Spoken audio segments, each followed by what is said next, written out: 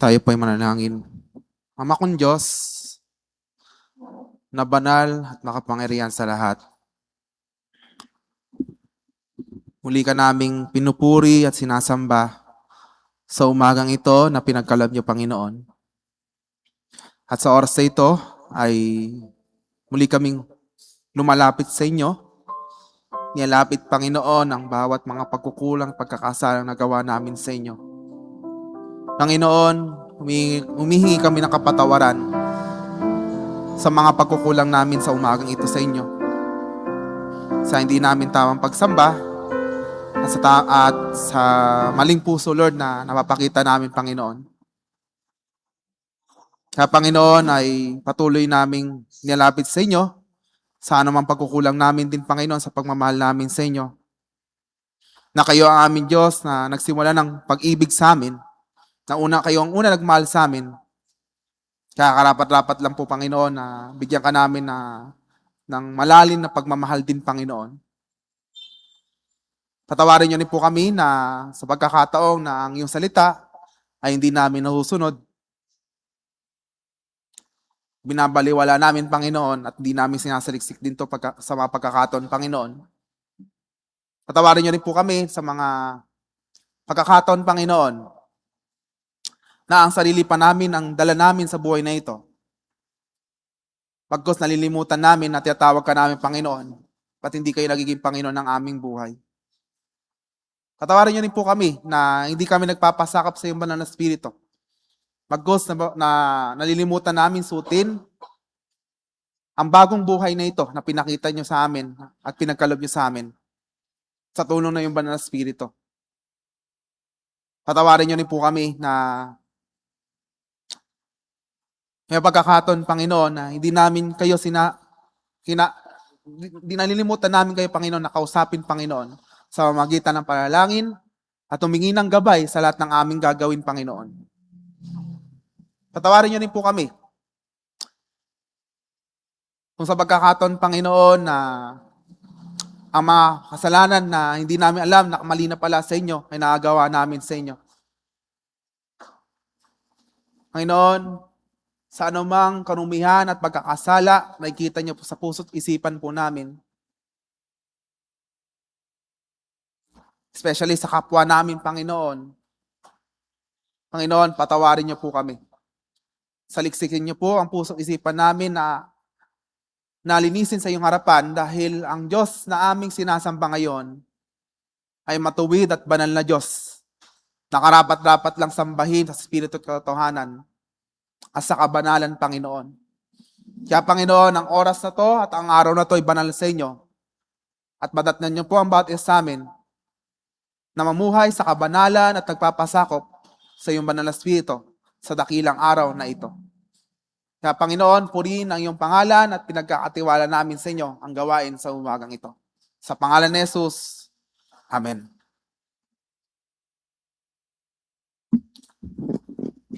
And please remain standing.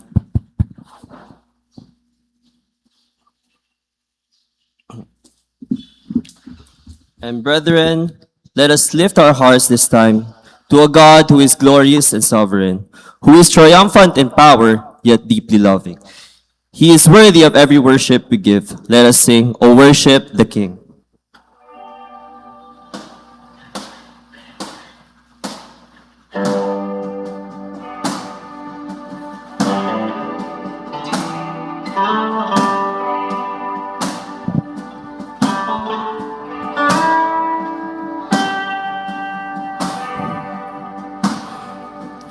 Sing. Oh, worship the King, all glorious above. Oh, gratefully sing, His power is love. Our shield and defender, the Ancient of Days, pavilion in splendor and gilded with praise.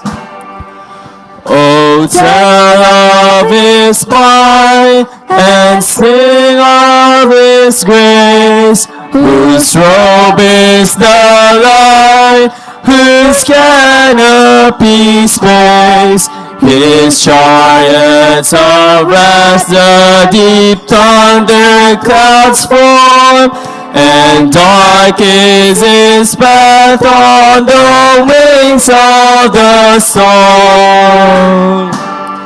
Your bountiful care, what tongue can recite? It breathes in the air, it shines in the light. It streams from the hills and descends to the plain, and sweetly distills in the dew and the rain. Frail children of dust and feeble as frail, in you do we trust, nor find you to fail. Your mercies are tender and firm to the end, our Maker, Defender, Redeemer, and Friend. And as we continue to glorify the name of the Lord, may this be a profound declaration that God is a sovereign God, the Lord of all things, and let us crown Him as we sing, crown Him with many crowns.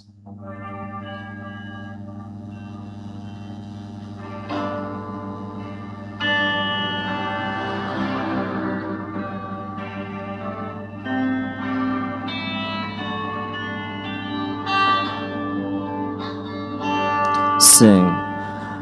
Crown Him with many crowns, the Lamb upon His throne. I call thee heavenly, and thunders, all music but His song. And I lift my soul and sing to join who thou art thee. And healing must thy matchless good to all eternity.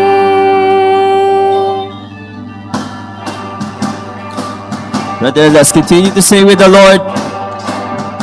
Let us sing with all our hearts.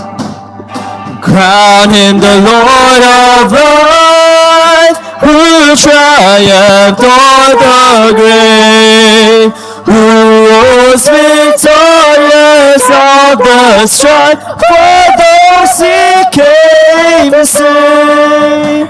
His glory now we sing, who died and rose on high, who died eternal life to bring, and is that death may die.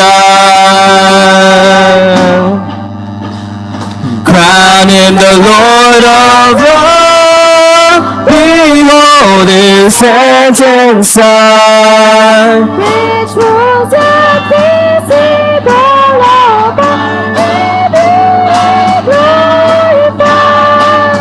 No angel in the sky, the sun, what seems to be so bright, and crown Him the Lord of His, the potentate of time, Creator of the rolling spheres, all hail Redeemer, hail. Thy praise shall never fade to fade through all eternity. Lord Heavenly Father, we thank you. We glorify you, Panginoon, sa umagang ito. Kay Panginoon, ang dakila at worthy to worship, Panginoon. Dahil alam namin, Panginoon, na deserve mo, Panginoon, ang greatest of praise, Panginoon. Tanggapin niyo po, Panginoon, ang aming handog ng mga awit, Panginoon. Kaya lamang po, Panginoon, maging focus ng aming pagsamba ngayong araw na ito. Nawa, Panginoon, sa pagpapatuloy ng aming gawain, Panginoon, na yan, naway. Buksan niyo po ang aming puso at isipan, Panginoon, sa pakikinig sa iyong salita. Ito lamang po ang panalangin sa pangalan ni Kristo Jesus. Amen. Bali na po tayo.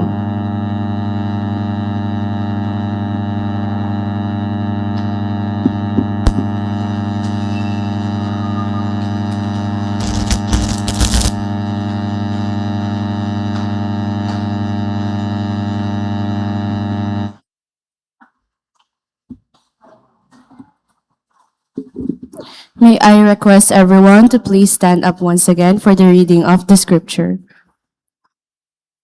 From the book of Psalms, chapter 103, verses 1 down to verse 10. Bless the Lord, O my soul, and all that is within me. Bless his holy name. Bless the Lord, O my soul, and forget not all his benefits, who forgives all your iniquities, who heals all your diseases, who redeems your life from destruction, who crowns you with loving kindness and tender mercies, who satisfies your mouth with good things, so that your youth is renewed like the eagles. The Lord executes righteousness and justice for all that are oppressed. He made known his ways unto Moses, his acts unto the children of Israel. The Lord is merciful and gracious, slow to anger, and abundant in mercy. He will not always chide, neither will he keep his anger forever. He has not dealt with us according to our sins, nor rewarded us according to our iniquities. Praise the Lord. For the reading of the scripture. You may now be seated.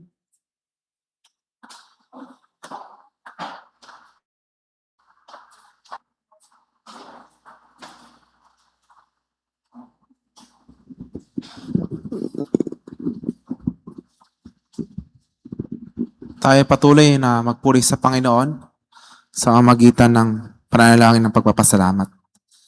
Dakila ka, Amakong Diyos. Tunay kang dakilang Diyos na nagpakita ng kagandahang loob para sa amin. Nagpapasalamat kami dahil sa lahat ng ito, ang lahat ng aming mga naranasan, Panginoon, ay dahil ito, Lord, sa inyong regalo na pinagkaloob, Panginoon. Nang iyong anak na si Jesucristo ay binigay niyo, Panginoon, para magkaroon kami ng kaligtasan, Panginoon. At sa magitan niya na binigay ang kanyang sarili ay nagkaroon kami ng kapatawaran sa aming mga kasalanan, tinubos kami, nilinis kami, at ngayon ay may bagong buhay. Kaya nagpapasalamat kami, Lord, sa lahat ng mga benepisyong ito na pinagkaloob niyo sa amin. Nasa anumang challenges ng buhay nito at sa pabago-bagong sitwasyon ng buhay ito, ay mananatili kayo nasa amin. Dahil ang iyong banal na Espiritu ay patuloy na kaselyado sa amin, Panginoon, na naggagabay at pinapakita ang bagong buhay nito sa lakas at gabay niyo, Panginoon. Salamat din, Panginoon, na sa lahat ng mga biyayang pinagkaloob niyo sa trabaho, sa kalakasan, sa kalusugan. Ganon din, Panginoon, sa patuloy na pag-iingat, Lord, sa pagkakaloob ng lahat ng mga pangailangan ng aking mga kapatiran, sa bawat sagot ng aming mga panalangin. Ito man, Panginoon, ay hindi naaayon sa aming mga hiniling or naaayon nito, Panginoon, sa iyong kalooban, Panginoon, ay nagpapasalamat kami. Dahil mananatili kayong Panginoon na nakakalam ng lahat ng bagay at alam nyo ang ikabubuti ng iyong mga anak. Nagpapasalamat din po kami sa bawat pagkakaloob ng lahat ng lakas at gabay sa iyong simbahan, Panginoon. Salamat po dahil ang simbahan na to, sa gitna ng unang buwan ng taong 2026, nagpapasalamat kami noong January sa paggabay at pangunguna sa lahat ng mga ministry. Sa bawat pagpatatalaga ng mga leaders sa Young Pro, sa youth, sa ladies, Panginoon, even sa panibagong officers ng aming simbahan, Panginoon. Lord, nagpapasalamat kami sa pagkatalaga sa kanila. And continue to bless them and continue to guide them, Panginoon. Sa ministry nila lang, hawak, Panginoon. Even sa pagsagot sa panalangin na magkaroon kami ng tulong ng mga gawa, Panginoon. Salamat sa buhay ni Pastor Milby bilang aming junior pastor. Salamat dahil may makakatuwang kami at makakatulong sa ministry, Panginoon. Nagpapasalamat din po kami sa bawat mga gawang pinadala nyo noong January. Salamat sa buhay ni Pastor Daniel, ni Pastor Stephen, ni Brother Hashem at ni Pastor Gary, Panginoon, na kayo nag-supply ng pulpit supply sa aming simbahan. Even sa mga guro na ginagamit nyo, Panginoon. Salamat, Panginoon, sa bawat mga gawang ginagamit nyo sa aming simbahan. Salamat din, Panginoon, sa patuloy na pag-iingat at paggabay sa aming bansa, Panginoon. Sa gitna ng lumalaga ng korupsyon, Panginoon, nagpapasalamat pa rin kami sa pag-ingat at paggabay sa aming bansa. At patuloy na pinagkakatiwala po namin sa inyo ang bawat mga panalangin na to at pagpapasalamat sa inyo. Na alam namin, Panginoon, ay kayo po ang aming Diyos sa pag-asa. At pinupuri ka namin, Panginoon, na tapat kayo ngayon at magpakayanman ay manatili kayo hindi magbabago sa buhay ng iyong mga anak. Kaya purihin ka sa lahat ng ito at ito lang may samot dalangin sa pangalan ni Jesus. Amen.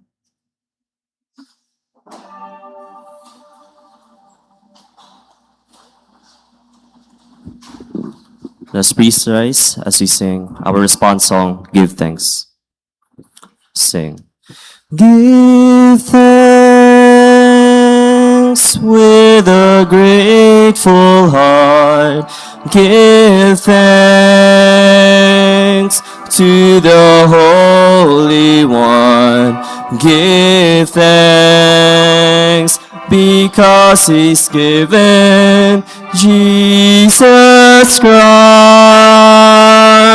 His Son. Give thanks with a grateful heart. Give thanks to the Holy One. Give thanks because He's given Jesus Christ, His Son. And now let the weak say, I am strong. Let the poor say, I am rich, because of what the Lord has done for us.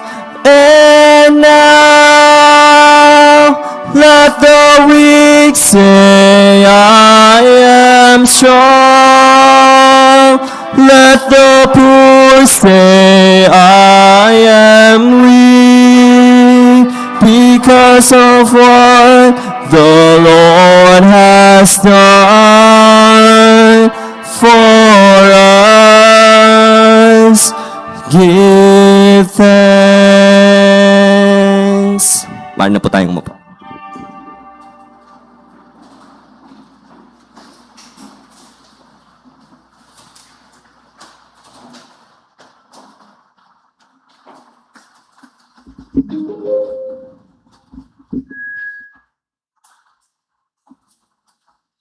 Please rise up for the reading of the scripture. From the book of Ephesians, chapter 2, verses 1 down to verse 10.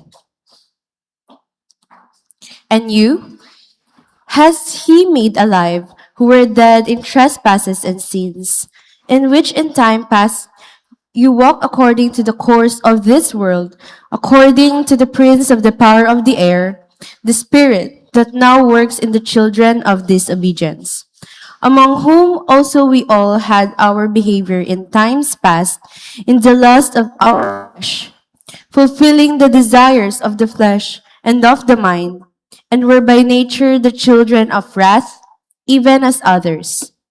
But God, who is rich in mercy, for his great love with which he loved us, even when we were dead in sins, has made us alive together with Christ. By grace you are saved, and has raised us up together and made us sit together in heavenly places in Christ Jesus, that in the ages to come he might show the exceeding riches of his grace in his kindness towards us through Christ Jesus. For by grace are you saved through faith, and that not of yourselves. It is the gift of God, not of works, lest any man should boast. For we are his workmanship, created in Christ Jesus unto good works, which God has before ordained that we should walk in them. Praise the Lord for the reading of the scripture. You may now be seated.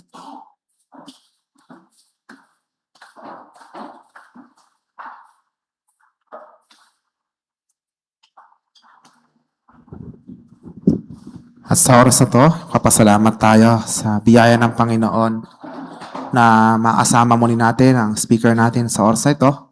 And we are praising God sa buhay ni Pastor Daniel na mag-aatid ng mensahe ng Panginoon.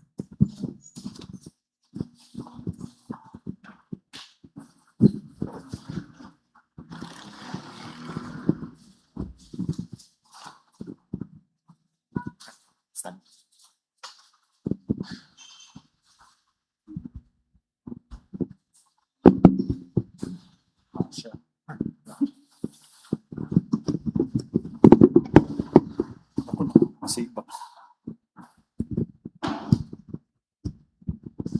Yung sira eh.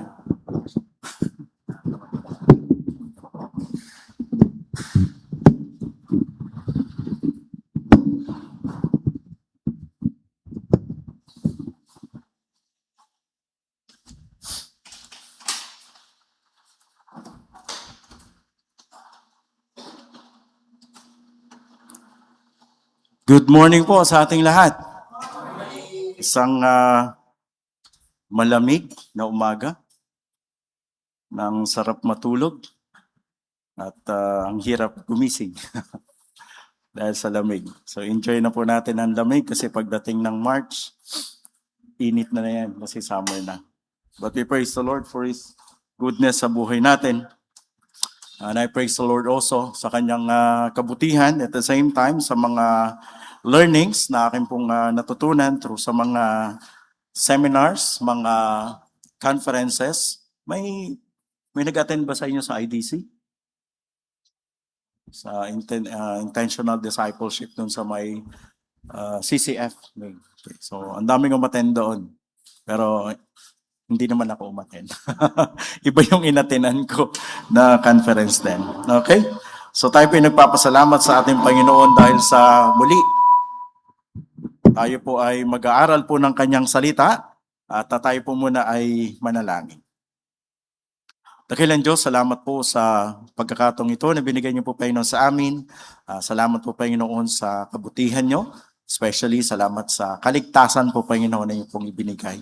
Pagpalain niyo po o Diyos ang ngayon pong pag-aaral, ang pong salita, and that your Holy Spirit works po Panginoon sa amin. Give us wisdom para maintindihan po Panginoon namin ito. At sa aming pong buhay, lalo naming matreasure, ma-enjoy po Panginoon ang kaligtasan na ibinigay niyo. At sana sa mapag-aaralan namin po Panginoon sa umagang to, it will keep us humble po Panginoon that wala kaming ginawa upang kami ay maligtas. It's all because of grace and faith po Panginoon sa inyo. Because of your love na inyong pinakita, kami ay, O Diyos, ay naandito at nagpupuri po Panginoon sa inyo, isang mga Kristiyanong niligtas na inyong biyaya. Salamat O Diyos sa marami at ito po aking dalangin sa pangalan ni Jesus. Amen. Kung ating pong titingnan ng ating pong text, ay makikita natin yung mga importanteng mga bagay, importanteng mga salita na ating pong mababasa. Specifically, ito po ay matatagpuan natin sa verse 4 na meron siyang love and mercy. And then pagdating ng in verse 8 and 9, that is faith and that is grace na tinatawag. So mga salita na kung saan napakahalaga sa isang Kristiyano at makita natin. So, unless na maintindihan po natin yung konsepto ng pag-ibig at ng biyaya ng Panginoon, hindi tayo mag-grow bilang isang mananampalataya. Unless maintindihan natin yon. And sometimes we cannot fully explain about how at kung paano tayo iniligtas ng Panginoon. Biro mo, His love, His grace. Okay? Na nakita natin sa ating buhay na wala tayong karapatan sa pag-ibig ng Diyos at sa biyaya ng Diyos because we are all sinners. But dahil sa biyaya, dahil sa kasaganaan ng pag-ibig at ng grace ng Panginoon, niligtas tayo. Pag hindi natin naunawaan ito, it's impossible for us to grow in our Christian life. Tingnan nyo yung team nyo ngayong, yung team nung, yung anniversary nyo. Di ba, yung growth? We cannot grow. We cannot grow as a believer if we don't know kung ano po talaga ang konsepto ng biyaya ng Panginoon. Ang tao ay patay spiritual because of sin. At sabi ng Biblia, ang tao ay na-cut off doon sa spiritual life, doon sa connection ng tao at ng Diyos at ng tao dahil sa kasalanan, na-cut off yun. So wala nang communication tao. Since tayo ay hindi mag-grow bilang isang Kristiyano pag hindi natin nalaman niyon, ang dapat natin gawin bilang isang mananampalataya, intindihin natin yung konsepto ng biyaya ng ating Panginoon. Grace is the only possible means to start our Christian life. Kasi pag hindi natin naintindihan yung Christian life o yung biyaya ng Panginoon, sabi ko nga, it's impossible for us to grow at makapagpatuloy sa pamumuhay natin bilang isang mananampalataya. So apart from the grace, apart from God's grace that gives Christian growth sabi po, is impossible. So tingnan natin yon. Hindi lang yung love ng Panginoon kasi matatalakay natin at madadaanan natin yon. But I want us to focus dito po sa verse na to na napakaganda. Sometimes we recite it, sometimes we memorize it. Memorize ba yun? Ephesians 2:8 and 9? Memorize natin. And sometimes we quote that to other people when we share the Word of God. Na it is by the grace of God through faith. But the truth is, alam niyo ba talaga ibig sabihin nun? Yung sinasabi ni Paul dito. Itong Ephesians chapter 2, ni-remind ni Apostle Paul yung mga believers sa Ephesus about their situation. At ni-remind din ni Apostle Paul yung mga believers dito sa Ephesus na naligtas sila dahil sa biyaya at sa pananampalataya ng Panginoon. Kasi nakakalimutan na nila. Nakakalimutan nila yung pag-ibig ng Diyos, nakakalimutan nila yung grace ng Panginoon. That's why si Apostle Paul, ni-remind niya yung mga believers po dito. Okay? Ano ba gamitin to sa?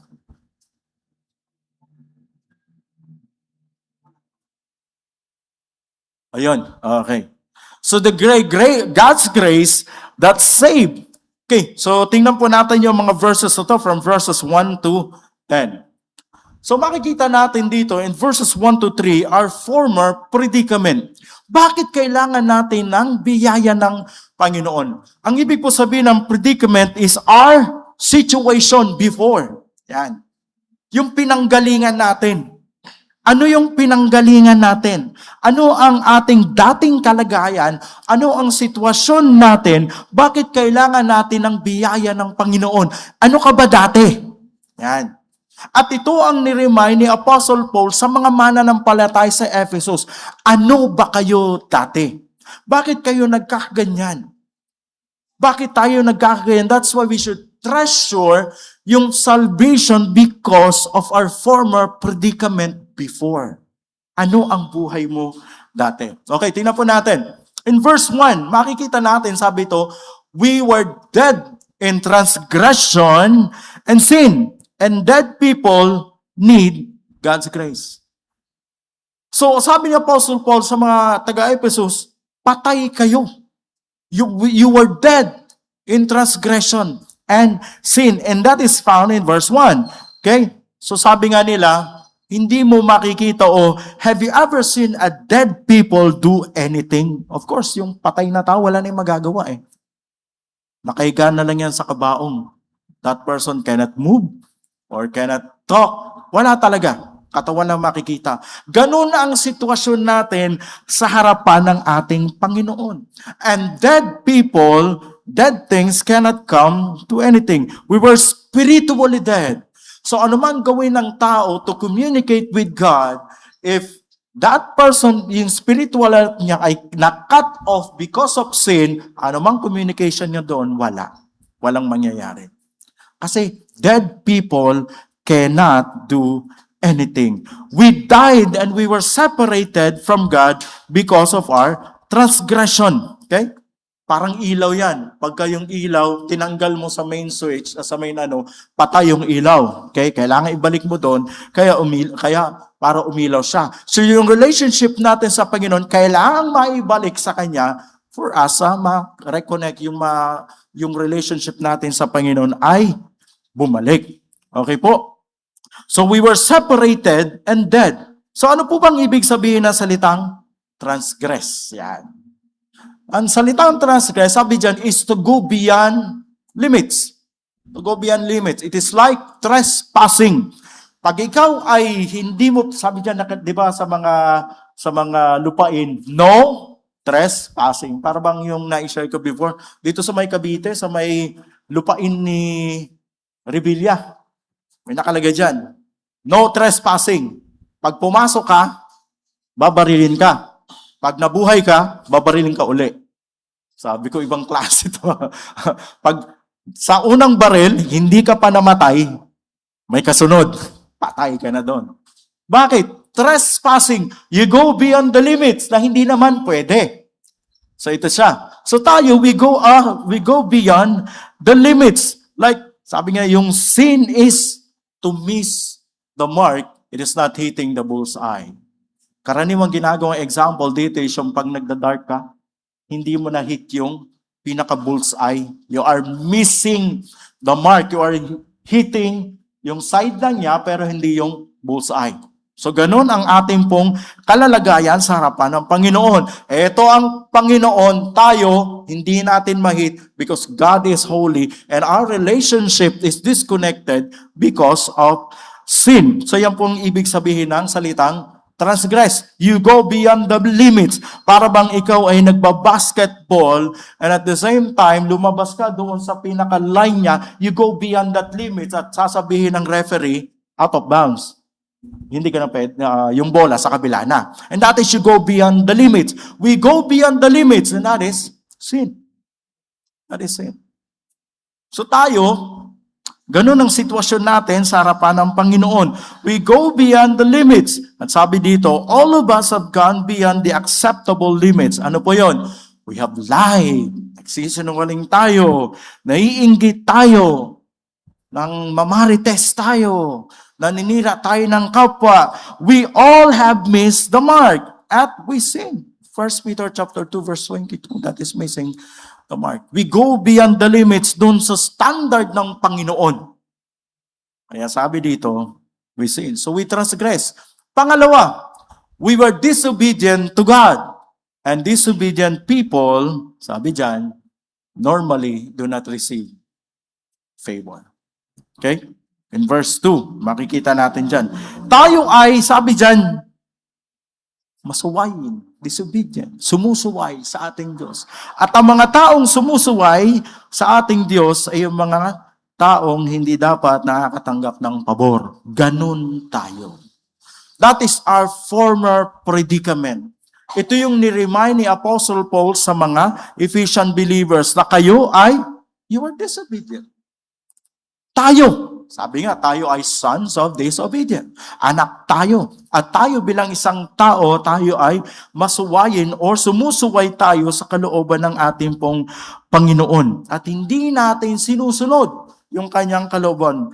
Okay? So, makikita din natin dito, we don't care about the things that pleases God.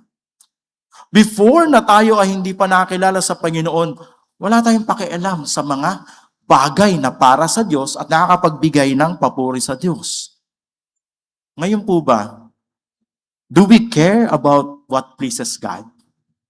Kung ganun pa rin, ang ating pong buhay, hindi pa rin natin we don't care about what pleases God. Baka hindi pa tayo Kristiyano. Baka hindi pa natin na-encounter ng ating pong Panginoon. So dito, makikita natin that we were disobedient to God at ang mga disobedient people ay hindi nakakatanggap ng pabor sa Panginoon. That is our situation. And Paul is reminding them. And that is our situation dati. Tayo ay disobedient. Now, pangatlo, in verse 3, at makikita po natin yan sa verse 3, sabi dyan, we were depraved. Sabi dyan, this is another reason why we need grace. So ano po ibig sabihin? Sa seminary, meron pong tinatawag na total depravity. What is total depravity? That you cannot do nothing, you cannot do something in order for you to gain the approval of God, in order for you to be reconnected your relationship to God because you are depraved. Wala kang magagawa. It means that not yung state ng tao, he is fully morally and spiritually corrupt. So nothing a person can do para tanggapin siya ng Panginoon because totally corrupt siya. Ano yung corrupt na meron ng tao? And that is emotions, the will, at yung kanyang mga ginagawa. And that is totally depraved. And that person lives in rebellion and against sa ating pong Panginoon. So ang tao, depraved. Wala tayong magagawa. And Paul reminded them, wala kayong nagawa dati. Ito ang sitwasyon nyo. You are depraved. You are totally depraved. Ito ang sitwasyon natin dati. Sabi ko nga, nung binabasa ko to, is yung na-enjoy mo yung kaligtasan ng Panginoon. Wala akong magagawa. Ni-restore mo ako sa pamamagitan ng ating pong Panginoong Heso Kristo. All areas of our human were affected by sin. Our emotions, in Romans chapter 7 verse 19, we respond in the wrong way. Our decision before, we respond in the wrong decisions. Our will cannot always help us to do what is right because we are totally depraved. Totally depraved. Then the next, sabi dito, we were doomed under God's wrath. In chapter 3, verse 3b, that is why we need God's wrath. We were doomed. Pag sinabing we were doomed, our destination, of course, is not in heaven. Our destination is in hell. Doom ka nga eh. So doon tayo nararapat. Kaya kailangan natin ng biyaya ng Panginoon. Bakit? Our destination is in hell. Aminin natin o hindi, nung pinanganak tayo, ang destination natin ay impyerno. Yun na yung destination natin. Pero sa biyaya at lalong-lalo na sa pag-ibig ng Diyos, ikaw ay niligtas at binigyan ng walang hanggang buhay dahil sa Kanya pong pagmamahal sa atin. So this is our former predicament. Tatandaan natin, ito yung sitwasyon, ito yung kalalagayan ko dati. And that's make us to enjoy our salvation because dati makasalanan tayo, niligtas tayo ng Panginoon, eto na yung sitwasyon natin. Hindi niya ba na-enjoy yung kaligtasan na binigay ng Panginoon sa atin? Yung pag-ibig niya na ipinakita niya sa atin na tayo ay naligtas. From former predicament, let's go to the next, and that is our favored position. This is our position before, and now this is our position nung na kay Kristo na tayo. And it's found in verses 4 to 9. Ito na yung posisyon natin sa Kanya. Sabi dyan, what grace has accomplished in verses 4 to 9, our former predicament has transferred us into His favored position. Ito ang ginawa ng biyaya ng Panginoon. Ito ang dahilan kung bakit kailangan natin ng biyaya ng Panginoon. Okay, tingnan natin dyan. In verse 4, sabi dyan, we were loved and shown mercy. Biro mo yung favored position mo, kahit na yung former predicament mo, ganun ang position mo. Tingnan mo yung pinakita ng Diyos sa atin at minahal tayo ng ating Diyos. At yung kanyang mercy ay ipinakita niya sa atin. Yung pagmamahal niya. Ang sabi dyan, pagmamahal niya ay eternal. Yung pagmamahal niya ay nakita natin na hindi lang ngayon, kundi panghabang buhay. Yung love niya ay hindi nawawala sa atin. Naandyan niya. Yung pag-ibig niya ay nagpapatuloy sa kabila ng ating mga ginagawa na hindi kagandahan sa harapan ng Panginoon. Yung kanyang pag-ibig ay nagpapatuloy sa atin. And God disciplined us because God loves us. He showed we were loved. In spite of our situation before, we were loved by God and put you in this favored position na kung saan ma-enjoy mo ang kaligtasan at patuloy na mararamdaman natin yung pag-ibig ng ating Diyos. Dakila talaga yung pag-ibig ng Diyos. Actually, God will remain God kahit walang tao sa mundo. He will remain God. But He created us according to His own pleasure. Noong nagkasala ang tao, nalungkot, break ang heart ng Panginoon. That's why He sent the Lord Jesus Christ to die on the cross. And now, this is our position. He shown His love and His mercy to us. In verse 5, sabi John, we were made alive. Hindi ka lang pinakitaan ng pag-ibig ng Diyos at ng mercy ng Panginoon from dead, ngayon ikaw ay buhay na. We were dead in our trespasses before, now you are alive in Christ because of the Lord Jesus Christ. Hindi ka na patay. Buhay ka na dahil sa pag-ibig at pagmamahal niya sa atin. Verse 5, of course, we were saved by grace. Pero mamaya natin i-discuss yan, okay? At the same time, we were raised, renewed with Christ. We were dead. Sabi dyan, we were made alive. And He raised up tayo bilang isang mananampalataya. Renewed with Christ. Our mind, our corrupt mind is renewed by Christ itself. At ito yung napakaganda. We were sit together with Christ in the place of glory, and that is future. Pagka tayo ay kinuha na ng Panginoon, tayo ay sama-sama doon sa langit at magpupuri sa Kanya. Favored position. From predicament, ito na yung posisyon ko sa Panginoon. Ito na ako ngayon. Ito na yung ni-enjoy ko na buhay na bigay ng Panginoon. Ito na ako. I am alive now. I was raised with Christ. And my future is, I will sit together with those other believers and with Christ. Saan po? Sa langit. Na-enjoy na natin yun. Okay po? So sabi dyan, saved by grace through faith. Napakaganda po nito. Atin po itong bigyan ng pansin. Sabi dito, paano tayo naligtas? Ang sagot po dyan, sabi ito, naligtas tayo dahil sa biyaya ng Diyos sa pamamagitan ng pananampalataya kay Kristo. And sabi ni Paul sa verse 8, for by grace you have been saved through faith. Salvation, past, you have been saved. That is the past. You have been saved. Okay? At sabi dito, yung salitang saved or iniligtas, ang nangangahulugan po dito is to rescue you from danger. Saan tayo, in danger? Sa impyerno. Yan. At ito ang biyaya ng Panginoon, ni-rescue ka. doon sa danger, doon sa kapahamakan na patutunguhan natin someday. And that is yung sinasabi nating grace. Niligtas tayo ng Panginoon. Of course, hindi physical ang pinag-uusapan po dito, kundi yung spiritual misery, yung spiritual corruption, yung kalagayan natin dahil sa kasalanan.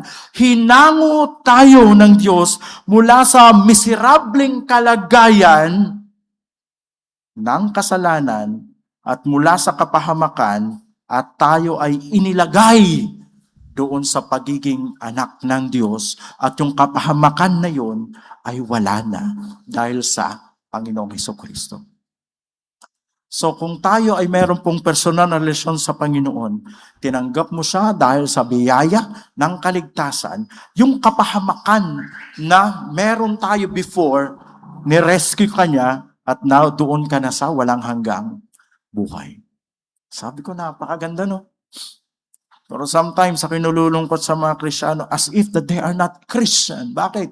Parang they are lazy Christian. Sabi nga dun sa seminar namin, dun sa conference, dun sa may Makati, ay sa Manila, pag ang tao ang Kristiyano daw, Kristiyano lang pagkalinggo. At nagiging Diyos lang si Kristo pagkalinggo. Ang ginagawa daw ng Kristiyano, iniiwan si Kristo sa church pagkalinggo. Iniiwan din ang pagka-Kristyano pagkalinggo. Paglabas sa pintuan daw, si Jesus Christ nasa church. Hindi niya nadala-dala.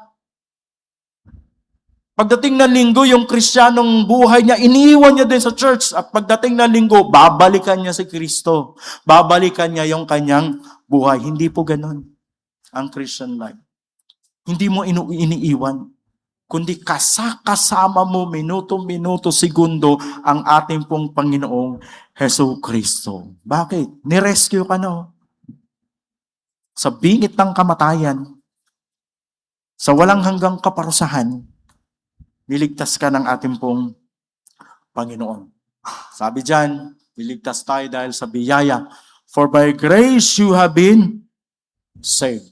Okay? Salvation is past. Sabi dito, you have been saved. At the same time, sabi dito, yung ginamit ni Paul dito is, yung mga magagaling, tulungan niyo ako kasi hindi ako magaling sa English. May mga naman dito, teacher. Sabi diyan dito, yung verb na ginamit ni Apostle Paul diyan is perfect tense. Sabi diyan.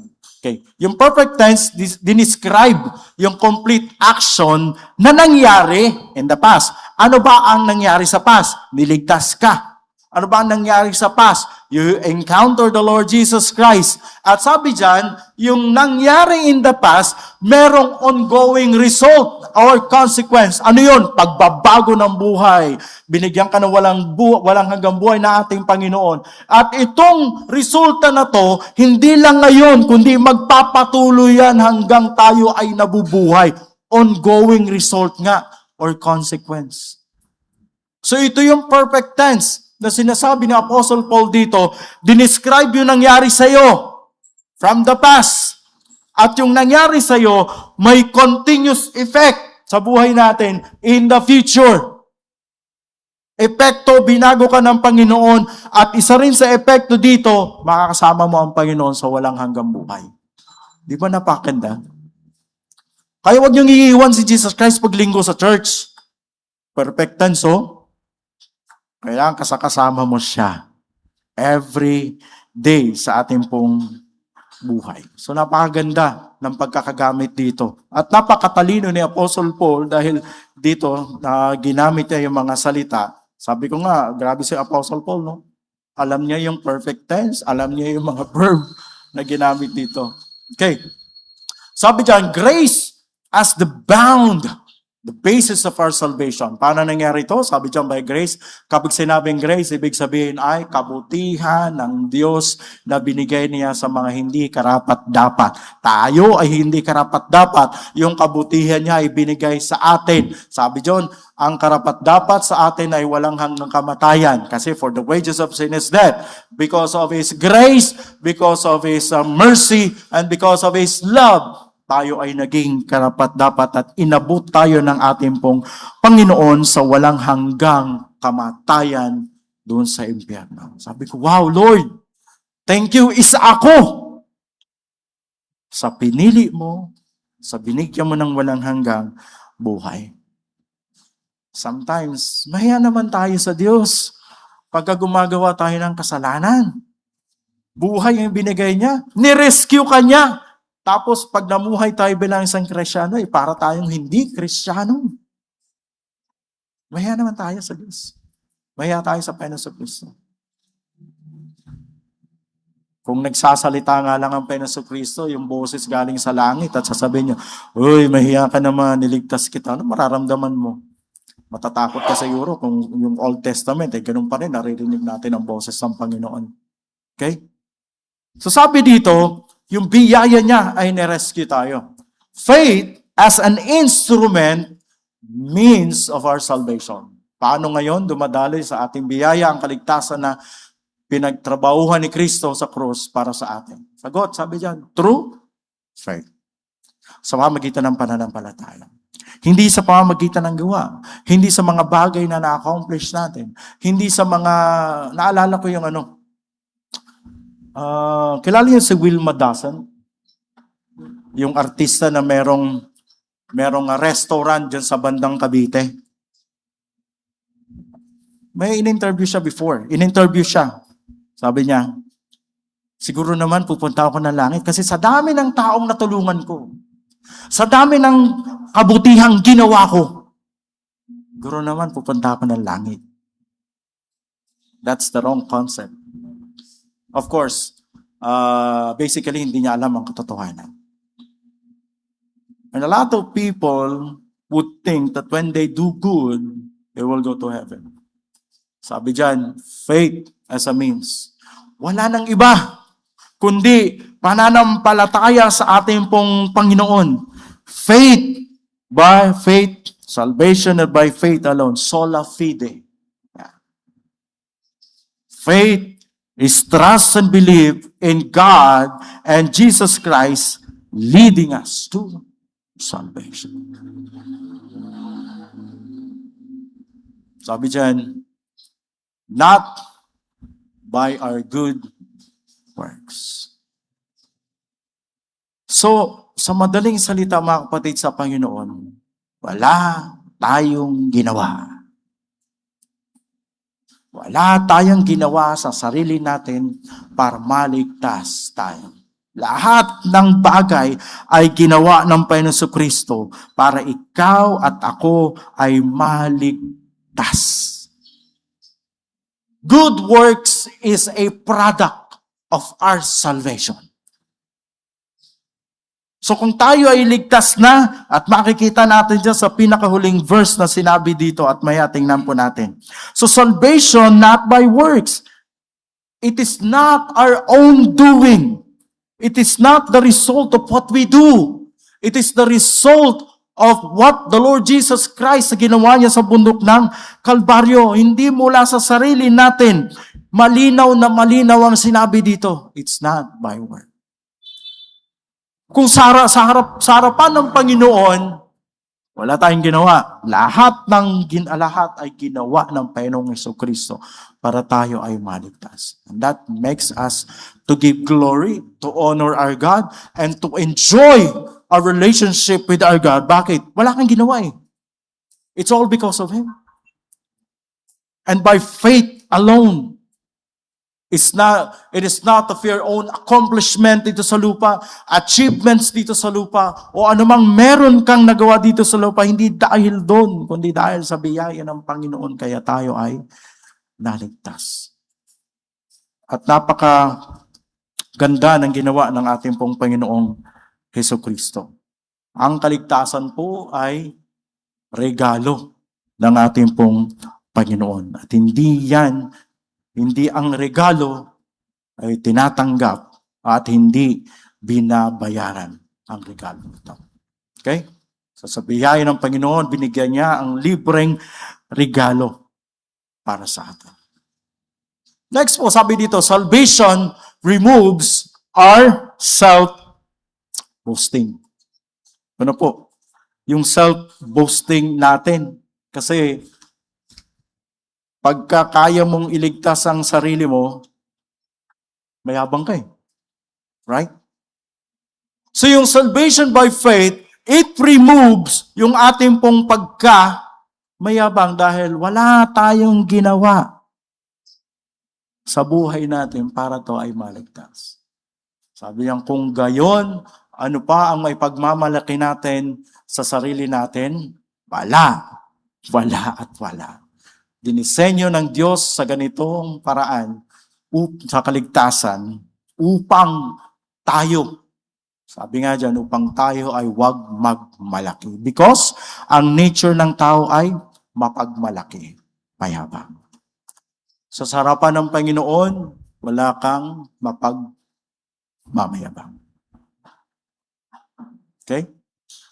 Then the next, sabi dito, verses 7, 9, and 10. And the last point natin pong titinan, sabi dito, our Father's purpose. Una, our former predicament, our favored position. Now, ano po ang layunin ng ating pong Diyos Ama sa atin? Okay? Unang-una, layunin. To display us trophies of grace. You and I are God's trophies of grace. What is the purpose of trophy? May trophy pa ba kayo na ina-award? Meron pa, di ba? Sa PBA, may trophy pa rin. Binibigay. Anong purpose ng trophy? Para malaman kung sino nanalo, right? So, ang trophy ba ay itinatago?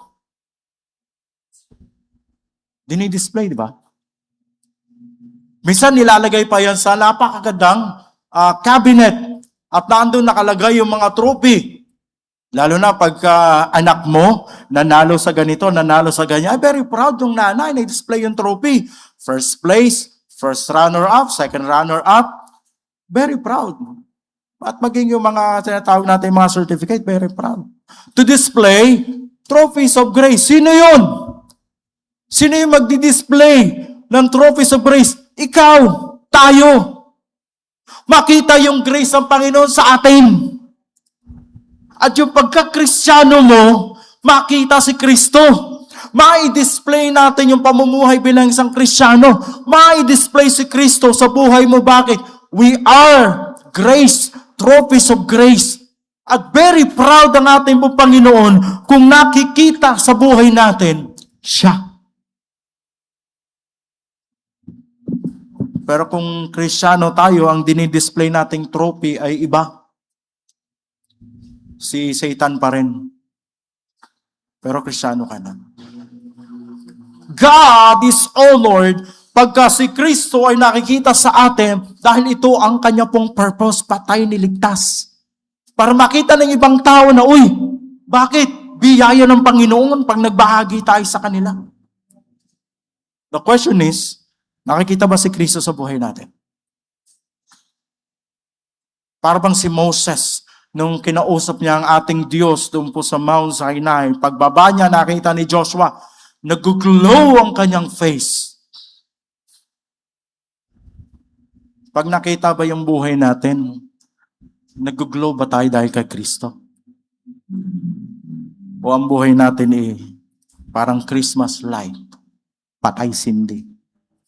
Kristyano, hindi Kristyano. Hindi Kristyano. Patay sindi. To display us because we are His trophies of His grace. Kung gaano kalawak, kung gaano tayo inabot ng biyaya ng Panginoon. Display that sa ibang tao. It is put on display for all to see the grace of God na nag-work sa atin po.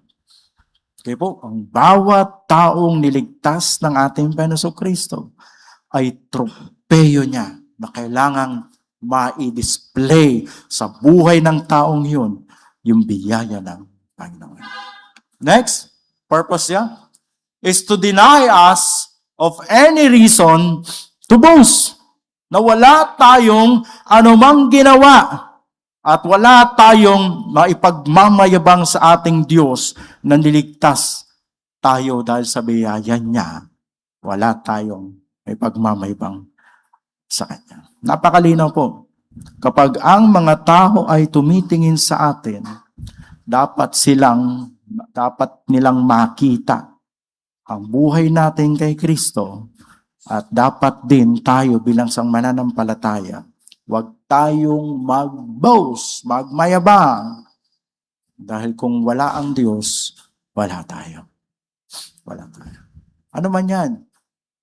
Kayamanan man yan o anong man yan sa buhay natin, let us deny any reason for us to boast. Let us deny any reason that would spark yung ating pong pagmamayabang sa Kanya.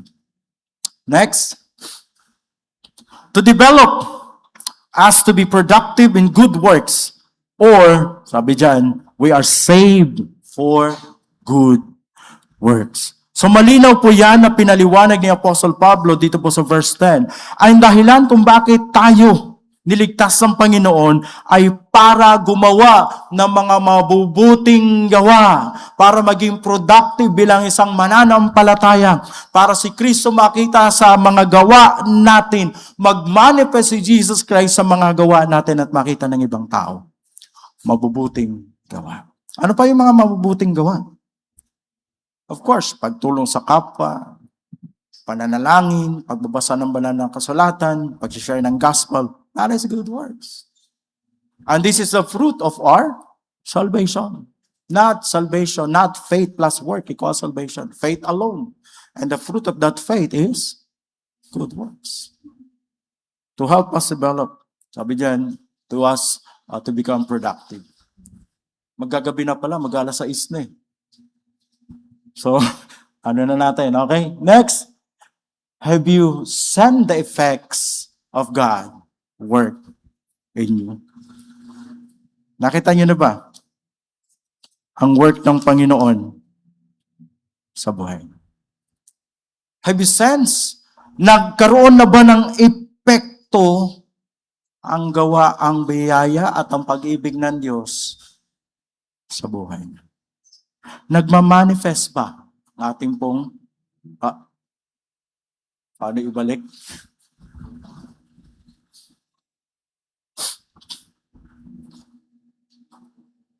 Okay. So sabi dito, maliwanag po ang sinasabi po ni Apostle Paul, that is grace and salvation is resulting in good works. Tanong ko po kanina is, have you sensed the effect of God's work sa buhay mo? Nararamdaman mo ba ang epekto ng gawain ng Diyos sa buhay mo? Ito ang biyaya ng ating pong Panginoon. At ang biyaya ng Panginoon ay dapat sa buhay natin ipamuhay. Niligtas tayo dahil sa biyaya niya. Dahil sa napakalaking biyaya niya at sa pag-ibig niya na ipinakita niya sa atin, sa ating dating kalalagayan, inilagay tayo sa ganitong posisyon dahil meron pong layunin ng Diyos sa buhay mo. Naway sa buhay natin ngayong taon ay anumang dumating na problema, andun pa rin yung joy natin ng kaligtasan. Hindi dapat ma-erase, maging malabo ang joy na yun at ang kaligtasan dahil lang sa mga nararanasan nating problema. Patuloy itong dapat na lumago, yumabong, lalong tumibay, at lalong mag-shine ang buhay natin at makita si Kristo sa anumang parte ng buhay natin bilang isang Christian. Niligtas ka sa biyaya ng Panginoon, i-display, dahil trophies ka ng Panginoon, yung buhay mo sa ibang tao. Tayo po ay manalangin. Dakilang Diyos, salamat po Panginoon sa inyo pong kabutihan. Wala kaming maipagmamalaki po Panginoon dahil kayo ang gumawa ng lahat at hindi ang sarili namin. We were dead. We are sinners. We are doomed, going to hell po, Panginoon. That is our former situation. Pero Panginoon, salamat po sa inyong pong dakilang biyaya. Yung posisyon namin ngayon po, Panginoon, ay kami ay anak niyo na po, Panginoon. At naway ang anak niyo po, Panginoon, ang dahilan nito is para i-display ang trophies of your grace po, Panginoon, sa aming buhay. Makita ng ibang tao yung biyaya niyo po kung bakit kami naligtas po, Panginoon.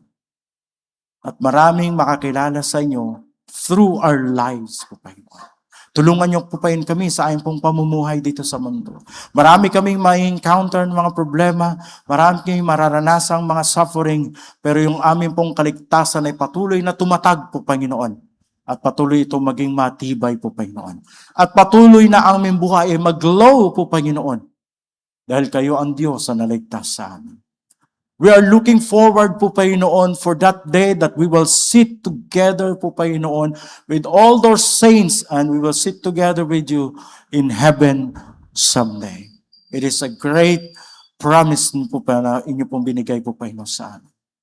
Lord, habang kami nandito po, Panginoon, sa lupa, let us enjoy the joy of our salvation. Ito po ang aking dalangin. Sa pangalan ni Jesus, Amen at Amen. Good morning sa ating lahat and God bless us all.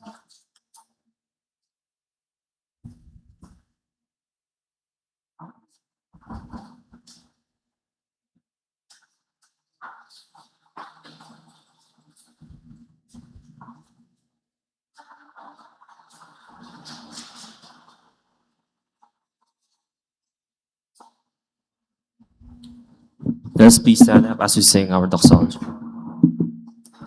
Sing. Praise God from whom all blessings flow. Praise Him, all creatures here below.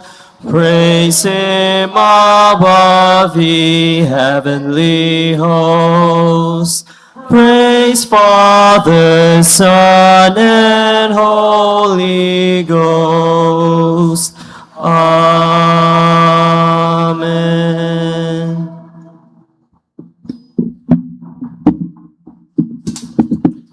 Please remain standing. From the book of 2 Corinthians, chapter 9, verses 6 to 8. But this I say, he who sows sparingly will also reap sparingly, and he who sows bountifully will also reap bountifully. So let each one give as he purposes in his heart, not grudgingly or of necessity, for God loves a cheerful giver, and God is able to make all grace abound toward you, that you always, having all sufficiency in all things, may have an abundance for every good work. Praise God for the reading of the scripture. You may now take your seat.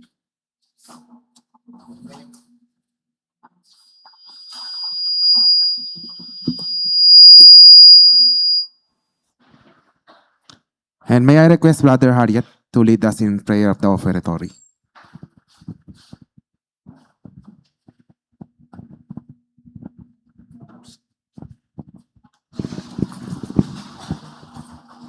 Let's pray, everyone. God, our loving Heavenly Father, we praise and thank you, Lord, again for this wonderful morning. Panginoon, thank you for your message, Lord, for reminding us, Panginoon, that it's only by your grace and reminding us how rich, the richness of your grace, Panginoon, sa yaman ng iyong biyaya kami naabot. Salamat, Panginoon, maging sa mga oras na ito na kami patuloy na pagbigay ng glory sa iyo, Panginoon, sa pamamagitan ng aming pagbibigay. Bless the amounts, Lord, from our hearts, Panginoon. Nawa magamit ang mga halagang ito for advancement of your kingdom, Panginoon, here on earth. Lord, maraming salamat for sustaining, for all our needs, Panginoon, for the strength, for our works, for our businesses, the strength and the good health, Panginoon, for enabling us to work, Panginoon, upang maging makapag-earn kami, Panginoon, ng mga halaga na ito, Panginoon. Lord, we bring back all the glory, the praises, the thanksgiving to you and to you alone. All these things we pray through Jesus Christ, holy and mighty name. Amen.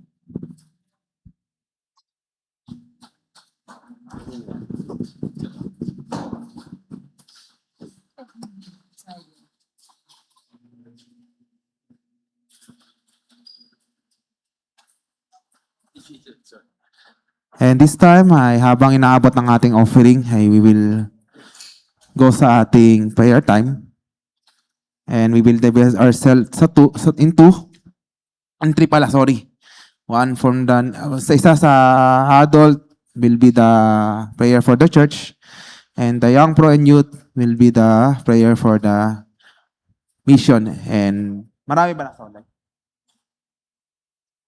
8. Okay, so they will pray for sa nation, sa ano naman sa online, they will pray for the nation of Philippines and Asia. So pagdating naman sa ano, we will divide ourselves naman din sa ano, ibang prayer sa nation. So si Pastor Milby will lead the